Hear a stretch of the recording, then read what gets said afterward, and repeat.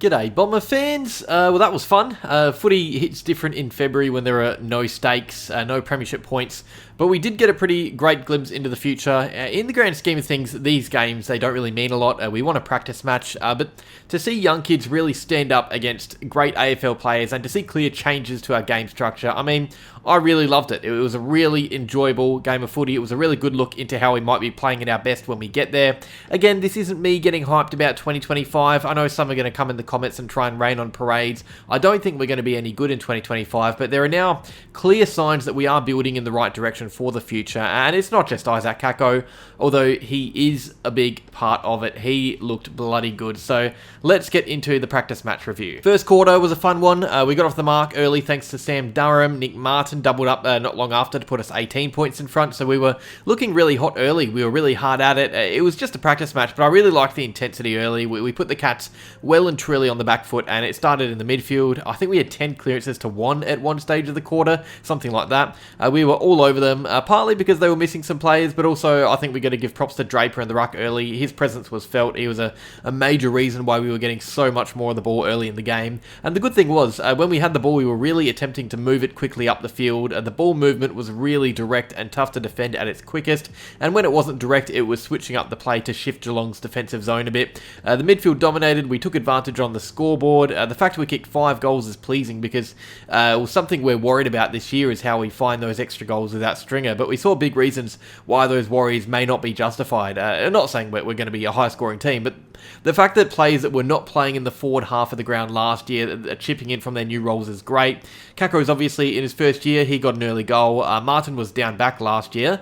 This year he's on a forward flank and he kicked 2 in the quarter. Sam Durham's playing a lot more forward as we saw this game, and he got an early goal. So that's really interesting. I feel like that first quarter is a good glimpse into how we can make up for lost goals a little bit. On another note, our pressure was really good. I thought it was brilliant. Kako and Durham inside 50 were manic. Guys like Dersmer and Jones working back into D50. I thought we held up really well inside D50 too. There were some poor goals that went against us, mistakes leading to goals, but I thought we were the better team early, and that showed by the score. Also, something for the purists, straight goal kicking, 5 goals, 5 shots, 5 goals, and a big reason for that was Nick Martin. The bloke was involved in everything early. He was finding the ball and putting it in really dangerous areas. We didn't have many tough set shots, and that's a lot because of him. He's definitely someone we need in the forward half of the field. The second quarter, I feel like there was a little bit of a shift structurally. Maybe both Scott boys were in the bunk beds talking last night and suggested that the second term could be a bit more defensively orientated early. I don't know. I feel like there was this feeling out period of each other's zones, a lot of kick to kick around the ground with defensive structures waiting to pounce on mistakes. It was a bit more boring than the really fast and energetic first quarter, but it shows both teams had defence in mind. It didn't stop the goals though. Geelong actually got the upper hand a bit. I liked the way we were setting up, but there were some individual mistakes which led to Geelong set shots. Mackay had a few, Reid had 1, and then you had Jeremy Cameron doing Jeremy Cameron things. So the Cats kicked 4 in a row, 5 of the first 6.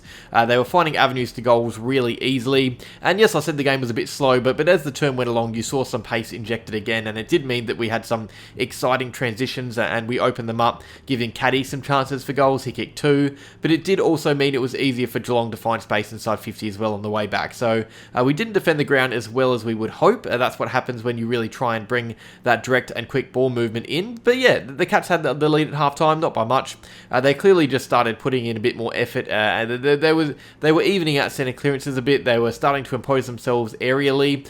They got their hands to a lot more of the footy than they did in the first quarter. It was a really decent first half from both teams, to be honest, with Essendon able to take a bit more away solely because we went in as major underdogs. But both teams are battling hard, which was good. The third, the Isaac Kako show had its little preview here. He obviously exploded a bit more in the fourth, but he was getting really lively in this one, and so were a few other players. You felt a real shift in terms of importance in the team, or I guess the hierarchy in the team. So Merritt was playing a bit more in the forward half, so we weren't really relying on him as much in the midfield.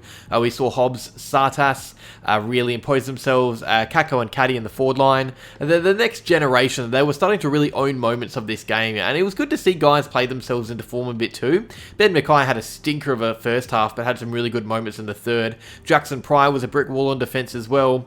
So it was a really low-scoring quarter, again, very heavy on the defensive side.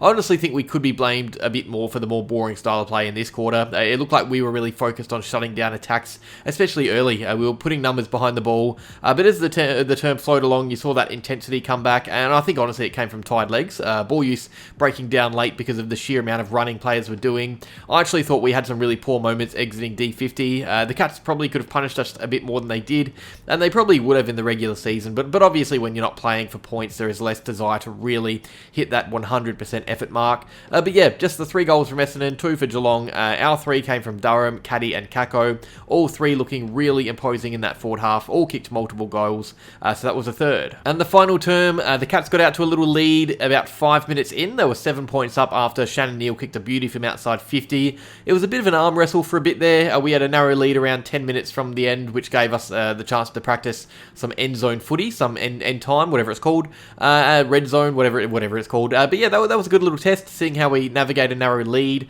and we did that well. We really ate up time with some kick-to-kick, uncontested 2024 Dons footy, really dull and uninspiring stuff, but as soon as there was space, we made it work. Kako up front was deadly again. He kicked 2 for the quarter, almost 3. I'm 50-50 as to whether that Draper goal would have hit the post or not, but even if it was going to hit the post, it was still an assist made from some really clever work inside 50. I mean, the guy was just awesome. It's so promising to see how Kako played, and the team, but yeah, in the end, we saw at the 4th term, got a 21-point win at Kardinia Park, which is good. You don't really care about wins this time of the year, but you can never really be unhappy with one.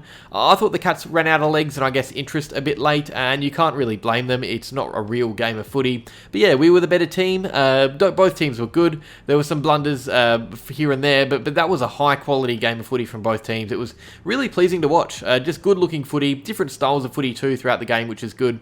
So what did we like and dislike about the game? Let's start with the dislikes to end on a high, and because honestly, there really isn't much you can dislike about the game at all. Maybe if it was regular season, we could nitpick, we could say we could brush up ball skills a bit, but this is the time of the year to be a tad fumbly. That wet, dewy experience is just only going to help us for Gold Coast and round 1. Maybe some defensive issues individually. I thought a few of our big men had some poor moments. I'm not going to point fingers, but if you stay tuned, I will give some insight in tomorrow's player rating video, so stay tuned for that. And also maybe just combating fatigue a bit. I thought late in the third, especially, we were a tad wayward with some of our kicks and just decision-making in general. I pin it to fatigue, but I think you just have to combat it a bit better than that and not try and play the same way when you're running out of legs. I thought we had more chances to score than Geelong and more control over the game, but we also made a few mistakes which allowed them to get into dangerous positions. Honestly, though, I'm nitpicking. There's really not a lot to dislike about the game at all. In fact, I'd go as far as to say this is just about the perfect practice match performance or result. Not saying we're going to win a flag or anything, guys. But I'm not happy with the win. I don't care about results this time of the year, but I just think the things that went right. We had no injuries, and as you can see, there really just wasn't much to dislike about the game. So this was as close to perfect as you can get for a preseason game. So what did I like? I'm going to try and steer away from individuals because I'll talk about them tomorrow. So our team pressure was yet again awesome. I love the attack on the ball from pretty much the entire team from the get-go. Whether it's Gresham, Kako and Durham on ground level inside 50, or maybe it's Pryor and Roberts down back, Dersmer and Jones on the wing, or Draper and Caddy flying for marks inside 50 that they're just not going to take. The attack on the ball in different areas was just really felt watching the game. You could tell we were really trying to get our hands on it and get the upper hand, and that was really pleasing. It is a practice match, but it just feels good to see us play like that, and it makes it so much easier to defend the field when we actually play like that as well. Our goal kicking was another, 17 goals 2. There was a stat actually that we kicked 15 goals 0 from inside 50, with maybe 1 or 2 out on the field, but still, no behinds inside 50 is a great stat from a team with about 20 shots on goal. I thought our midfield was awesome and really young too. It was mostly Hobbs and Sartas running through it, but they did really well to dominate that clearance count. Draper too was massive in that, because Merritt was obviously resting up forward. Caldwell came off a bit after half-time. Parrish wasn't playing. Durham was up forward. So the fact that we had this young engine room really take it to the Cats, I thought that was really cool. I guess, speaking of Draper actually before, it does seem like he is going to stay with Essendon, so that is another thing to like. John Ralph says he's set to sign a 6-year deal, so we'll talk about that if that happens eventually for another video. But yeah, our defensive setup, I thought we looked really hard to beat most of the time. There were a few transitions where they burnt us, and it was really hard to defend turnovers when it's a back and forth game of footy. But for the most part, I thought we provided Geelong with little to no space inside 50. They won the inside 50 count, but had far less impact in the forward half than we did. I could go on and on. There are so many things to like, but you guys want to hear about the kids. So Kako kicked 4, Caddy kicked 3. Those two were our highest goal scorers, and then our highest ball winners, Sartas with 31, Hobbs with 30, or whatever it was. So yeah, those are already 4 really young players amongst the most prolific in certain stats. And then you got Harry Jones, he had 27 on a wing. Martin had 2 goals, was everywhere up forward. Brian was good in the ruck. Reed stood up. Roberts and Hayes weren't out of place. This was a really promising showing from all of our young boys. Most of the best players in the team were younger ones, so that is really pleasing. The fact that we could rest players and put them in low effort areas and have our young kids go at it, it's great to see guys like Merritt go off and play different roles for the future as well, but it just allows young players to get more experience on their own and actually stand up in the process. So that was really cool. It was a good glimpse to the future. Yes, the win was good, but I like this game for so many more reasons than that. I thought we showed plenty to like for the future. Not even 2025. I don't think we're going to be a great team, as I said, but for the future, there was a lot on show last night, and Isaac Kako was right at the front and center of it. I thought he was absolutely fantastic and just eye-catching whenever he was near the ball, which you're going to find out a bit more in tomorrow's video, but also in my votes right now. Alright, votes, and remember these don't count to anything during the actual season. I just do this pre-season so you guys know who I think was best on ground or close to it, and I'd never really put too much effort in the pre-season, so if your votes are different, that's probably why. But 1 to Elijah Sartas, who was yet again awesome in the guts. I loved his work. 31 touches, 10 clearances, playing on some really good mids, unlike last week against the undersized Dogs. So this was a really promising outing that shows he's almost ready for the big time. Ball use is still a little question mark, but I will talk about that in my video tomorrow. 2 votes to Andy McGrath. He had back-to-back mistakes, I think, in the third quarter, one of which was really poor. It resulted in a goal, but aside from that, he was awesome. He was providing so much drive out of the back half. He was also playing in his fair share of centre bounces too, so we may see more of Andy in the guts in 2025. But 3 votes, and maybe this is me getting caught up in the moment. Was he really the best for us? Debatable, but I just loved what Kako did last night. 4 goals is great. Could have been 5 if Draper didn't soccer it, who knows?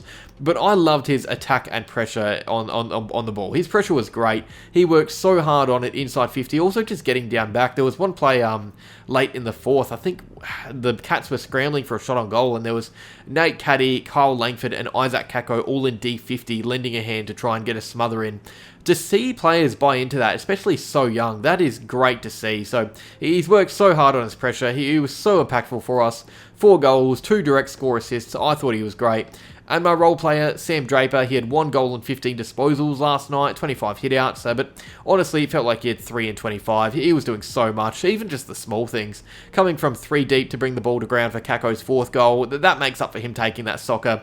I thought Draper was one of our best and easily fits into the role player category, seeing as his stats really aren't that impressive, on face value at least. I thought he was really good though. But yeah, we had some great players. I thought Nick Martin was awesome, Ben Hobbs was up and about, Caddy kicked 3, Harry Jones, Jordan Ridley. It was just a really good performance from the team, and that is that. Review done. Remember to stay tuned for my long video tomorrow, but yeah, cheers for watching, Bomber fans. Go crazy down in the comments. Have a blast. Not long now till the actual season starts, so hopefully this win is proof that we're actually a decent team and we can claim some early scalps, starting with Gold Coast and Hawthorn. But yeah, like if you enjoyed, subscribe if you're new, and go Bombers.